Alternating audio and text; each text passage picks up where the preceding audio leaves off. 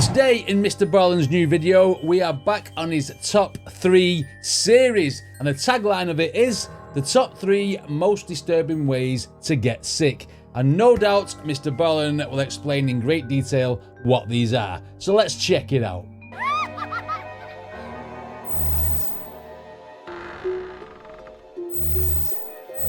Nobody likes being sick. Especially if it's a disturbing way to get sick. Right, okay, let's see what he does to the like button. Today, we're going to cover 3 wild medical mysteries. Okay. And if you like this kind of content, remember we have a whole award-winning podcast called Mr. Ballen's Medical Mysteries, where all we do is cover stories just like these every single man week. tells a lot of Make sure you stories. check that out. But before we get into those stories, if you're a fan of the strange, dark, and mysterious delivered in story format, then you've come to the right place because that's all we do, and we upload once a week.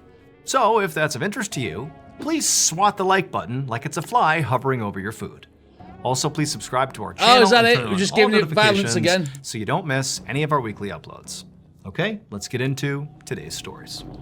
We're just being violent with the like button now, aren't we? Right, injection site. Smashing On the flies. afternoon of January 22nd, 2024, Ooh, an last elderly year. woman named Janet Lee sat in front of her computer in an office on the 2nd floor of her home in Newcastle, England. She was going over Newcastle, some recent okay. bank statements, but it was kind of hard. She was distracted because all she could hear was her boyfriend downstairs talking to someone. So Janet's boyfriend was a guy named Richard O'Connell, Okay. and he and Janet had been together for about 20 years. Now, despite not officially being married, they sort of functioned like a married couple. Right. They lived together, they shared everything. In fact, Janet had even written Richard into her will. Janet thought her and Richard would be Fair together play. forever. I mean, clearly. It's a red flag straight away. That's a red flag straight away. You know, as soon as Mr. Ballen threw in there that like they're not married, but he's thrown her into a will. Shenanigans. I want that payout.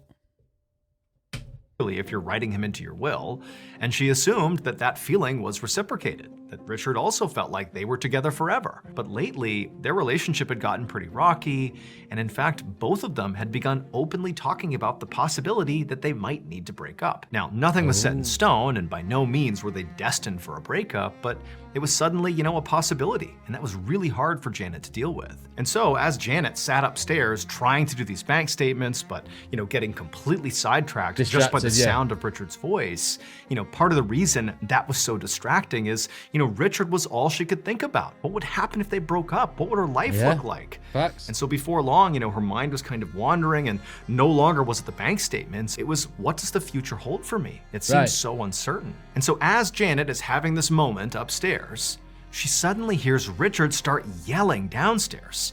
And at first, it kind of sounded like maybe he was yelling at the person he had been talking to.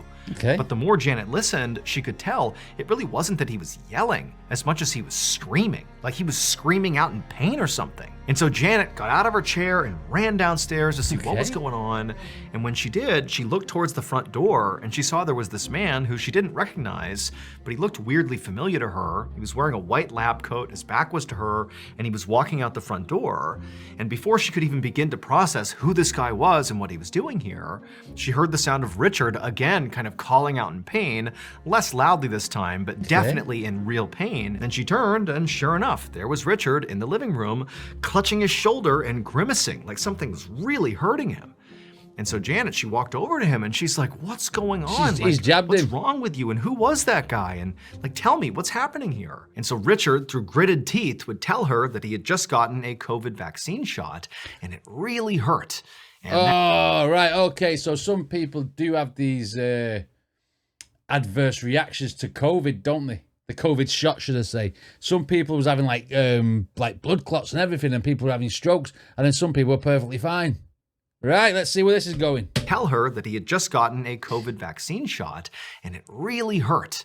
And that guy who had just given it to him was a guy from NHS, the National Health Service. Yeah, he just came by to administer from the the UK. shot. And so Janet heard what he said, but it wasn't really computing. Like, why aren't you getting the shot done at the doctor's office? Why are you having somebody 'Cause it come was your here mate. to administer it? That's unusual. Because it was your mates who bought the COVID shot off eBay. I think by 2024, I think they weren't free anymore, and I think people were selling them for like, I think it was about £10 a test.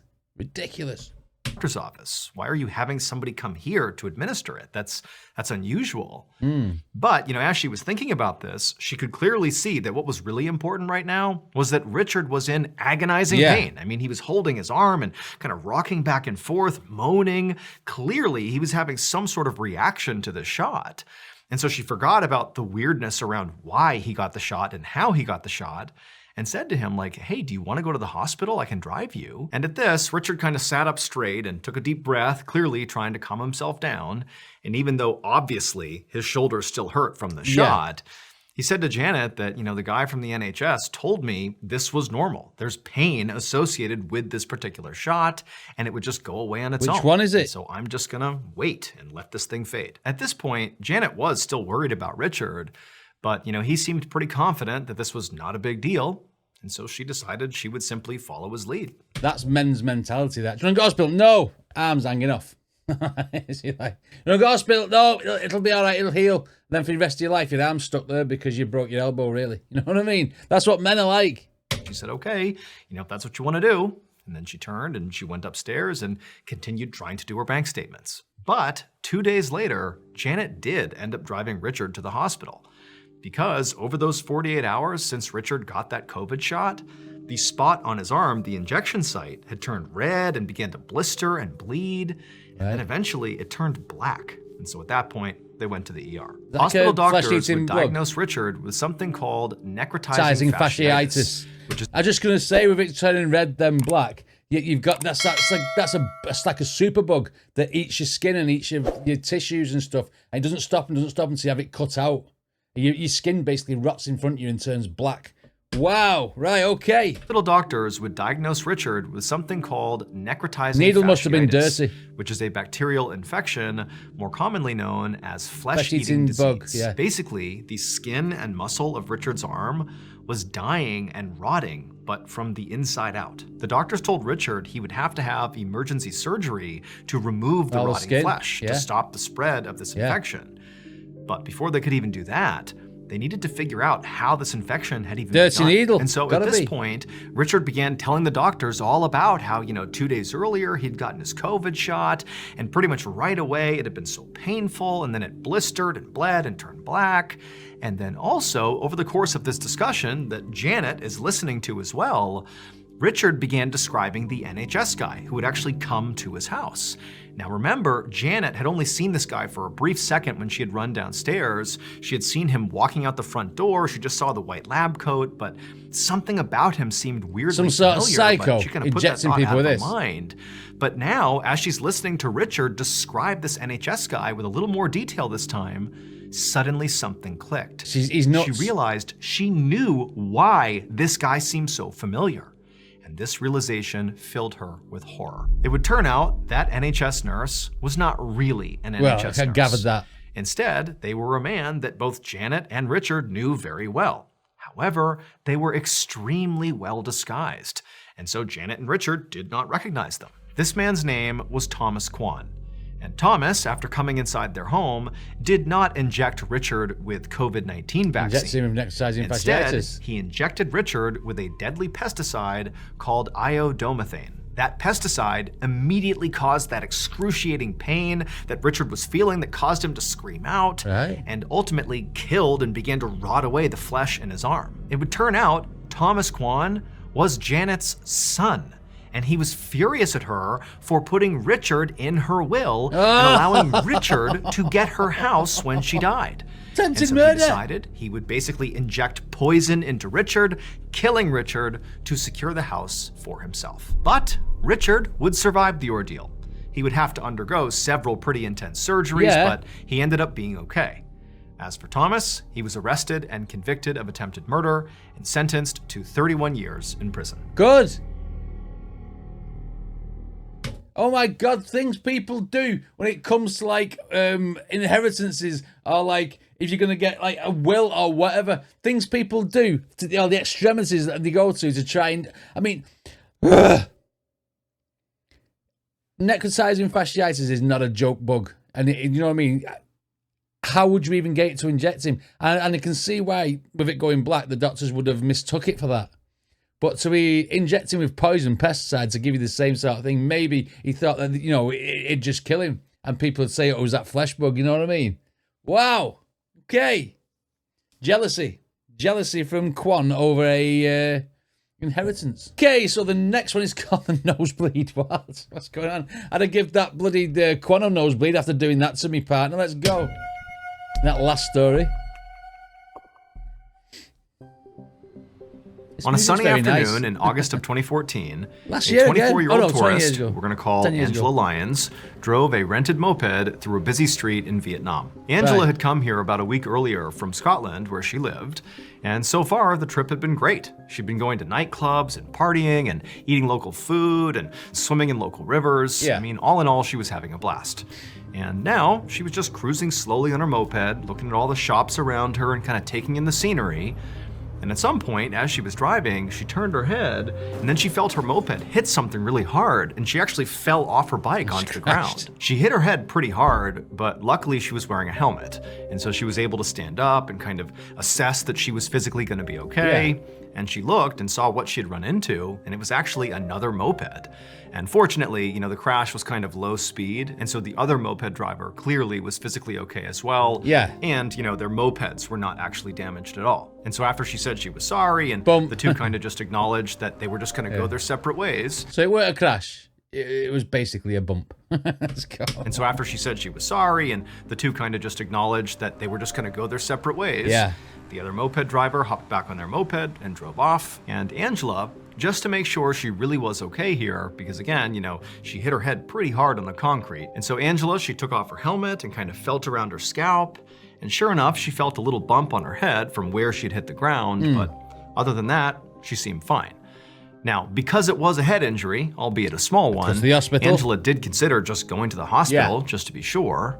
But, you know, as she felt it a couple more times, she's like, you know what, it's pretty small. This is not a big deal. I'm okay. And so it is a big deal. So she put her helmet back on, got on her moped, and went on about her business. About a week later, Angela was back home in Glasgow, Scotland. Glasgow. And she was inside of her doctor. Glasgow. Glasgow. It's Glasgow. About a week later, Angela was back home in Glasgow, Scotland. Glasgow. She was inside of her doctor's office about to be examined. Following that moped accident, Angela had stayed in Vietnam for a few more days. And the whole time, she had checked that bump on her head every single day, and it had gone away pretty quickly. However, when she landed back home in Scotland, almost right away, she began developing this kind of startling new symptom that she couldn't help but feel must be connected to the moped accident, and it made her really scared. And so she had gone to the doctor. Her new symptom were these sudden kind of extreme nosebleeds. And so she had made an appointment to go see her doctor to figure out what the heck was going on. Yeah. And so finally, Angela's doctor came into the room, and he would examine her, and he would look at her nose and her head, and he would listen to her story about the moped. But after he was done with the exam, he would tell Angela that he did not think her nosebleeds had anything to do with the moped accident. Much more realistically, the nosebleeds were from her body adjusting to the weather in Scotland. Vietnam, it was a very hot environment, and Scotland was very cold. And so that shift was likely causing these nosebleeds. And so the doctor recommended that Angela put some Vaseline inside of her nostrils to keep it moist, and just wait for this to clear up as her body transitioned back to Scotland. A few days later, Angela was back home inside of her bathroom looking into a mirror. She was applying some Vaseline to her nostrils. Now, she had been doing this every day, multiple times a day, since the doctor had made that recommendation.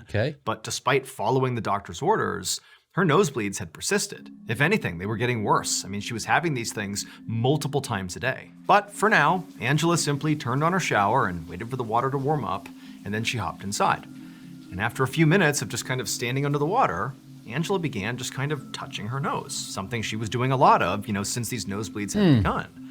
Except as she touched her nose, she began to feel something weird sort of deep inside of her nostril that she maybe hadn't noticed before. It's got a tumor or something. At some point, she actually pushed pretty hard on whatever this was inside of her nasal cavity.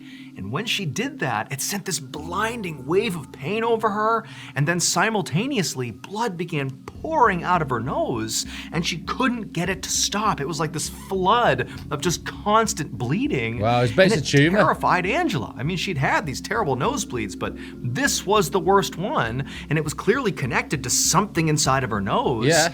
And so she's starting to panic, blood's getting everywhere, and she's thinking, this has gotta be connected to that moped accident. Maybe I have some horrible brain injury. Maybe I'm dying here. And so in a panic, she jumps out of the shower, towels off, gets dressed, and rushes to the nearest hospital. When Angela got to the emergency room, a nurse quickly brought her into an exam room and had her sit down and tilt her head back so the nurse could look into her nostrils to see what was going on. And so Angela, she's got all this gauze to kind of trap the blood, and she's got her head way back, gauze. She's letting the nurse do this exam.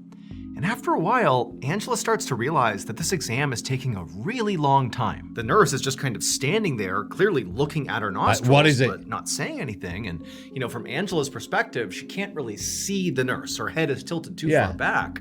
But the silence that's grown in the room is so loud at this point that Angela finally just kind of sits up and looks at the nurse to see what's going on here. And she sees the nurse is kind of frozen, like she's looking at Angela's nostrils like she can't believe what she's seen. What is it? And then the nurse kind of snaps out of it and looks at Angela and says, "Stay calm. I'm gonna get the doctor." It's took a really long time for someone to be examining your nose, and you've got gauze around your face and blood is pouring out. And then she says, "Stay calm," which is gonna make you accelerate, isn't it? Let's face it. No way he's staying calm now. Must be bad. Oh my God, I'm dying. You know what I mean? That's going to be like that. Snaps out of it and looks at Angela and says, "Stay calm. I'm going to get the doctor." And Angela's like, "I am calm. What's going on here?" But then the nurse just turns around and speed walks out of the room. It would turn out Angela's primary care doctor had been right when he said he didn't think her nosebleeds had anything to do with that moped accident. This was not a brain injury or anything connected to the trauma. Okay. However, her nosebleeds were connected to something else she had done while in Vietnam. Because in Vietnam, in between, going out to nightclubs and partying and trying all that great food, Angela was also swimming in these local rivers. I bet it's like one of those fish things that go up in your willy if you have a pee in the river. It's like a leech or something. Great food. Angela was also swimming in these local rivers. And at one point, when she was in one of those rivers, something found its way into her nose.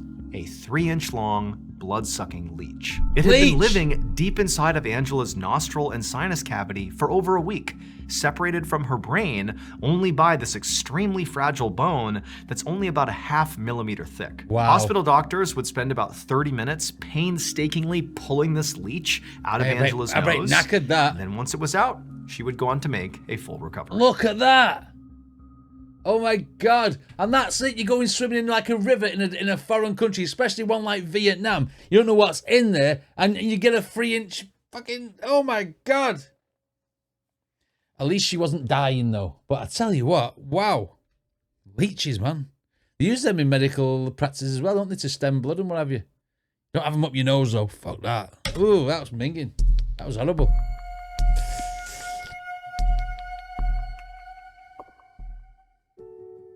One morning in February of 1987, a a 45-year-old woman named Janet Overton stood in front of her bathroom mirror inside of her home in Dana Point, California. Right. Janet was a member of the board for the school district that her 17-year-old son attended, and she had a big meeting that day. But as she looked at herself in the mirror, she looked terrible. She was pale and exhausted, and she had these big dark circles under her eyes. Okay. Now, Janet knew why she looked this way.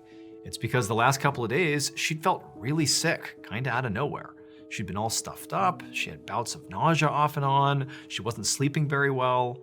She figured she just had a bad cold and hoped if she could just kind of muscle her way through it, she could avoid going to the doctor. But now, here she was, about to have this big school board meeting, still feeling sick, still looking terrible.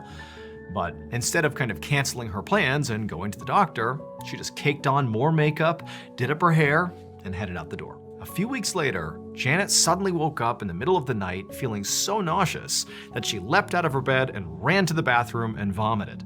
And then afterwards, she just sat on the ground sweating and shaking. So over the last few weeks, sounds like flu, Janet's cold had not really gone away. In fact, if anything, it had just gotten progressively worse.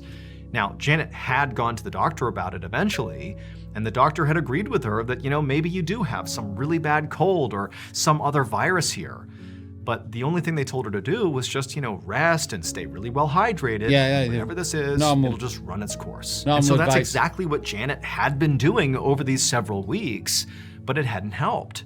Janet's nausea had gotten so bad and so severe that she basically couldn't eat. And then she had also fallen behind on her work for the school board because she was so weak all the time. Janet forced herself to stand up off the bathroom floor, then she turned on the sink and began splashing cold water on her face. Right. But as she did that, she noticed something new.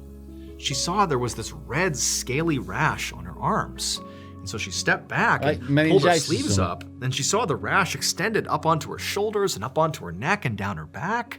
And when she touched it, it really hurt. I mean, this is a brand new symptom here, and she could tell it had to be connected to whatever this mystery illness was, and it terrified her. It could be like scarlet fever or meningitis, this. Oh, okay. Let's see where it goes. Be connected to whatever this mystery illness was, and it terrified her. Like, what was happening to her body? And so she decided that night she had to go to the ER. The next day, Janet laid in a hospital bed with an IV in her arm and her husband and her son sitting right beside her. She still felt absolutely horrible. She still felt nauseous, she had cold symptoms, and that rash had now spread up to her neck and onto her face. Wow. And it had begun to blister. All night, the doctors had been running tests on Janet to try to figure out what was going on. But every test they ran came back negative. She didn't have the flu, and she didn't have at least any known infections or diseases that could cause these symptoms.